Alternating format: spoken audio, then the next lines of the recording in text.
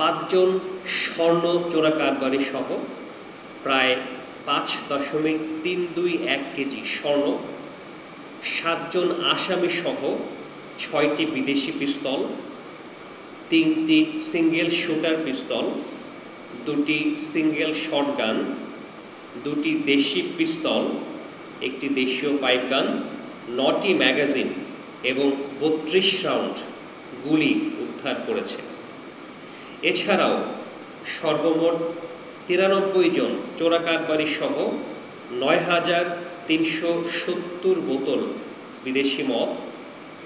64 litre দেশীয় মদ, 15,433 বোতল ফেন্সিডিল, 495 কেজি গাঁজা, 47,764 পিস ইয়াবা ট্যাবলেট, 26.43 কেজি হেরোইন, 1,50,836 পিস যৌন উত্তেজক ট্যাবলেট, 98 বোতল এলএসডি, 21.32 কেজি কোকেন এবং 4 কেজি ক্রিস্টাল মেথ আটক করতে সক্ষম হয়েছে। এই আটককৃত মাদক দ্রব্য এবং অন্যান্য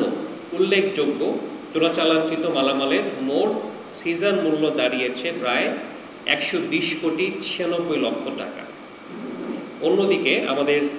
বিভিন্ন সময় আমরা যৌথ অভিযান পরিচালনা করেছি, আপনারা দেখেছেন। এরকম অভিযানে আমরা প্রায় 300 পিস ইয়াবা, 17,480 প্যাকেট অবৈধ বিড়ি সিগারেট, 1544 পিস বিভিন্ন প্রকার কসমেটিক্স সামগ্রী, 2880 কেজি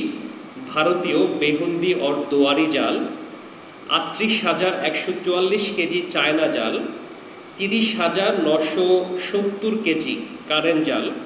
এবং 2টি অবৈধ জাল তৈরির মেশিন সহ বিপুল পরিমাণ সরঞ্জামাদি আটক করা হয়, যার বাজার মূল্য প্রায় 10,97 লক্ষ টাকা। আপনারা জানেন, সর্বশেষ ঈদুল আজহা উপলক্ষে সীমান্তের অঞ্চলে গরু এবং কোরবানির উপর পরবর্তী যে চামড়া পাচারের যে বিষয়টি ছিল, সেটাকে প্রতিরোধে আমরা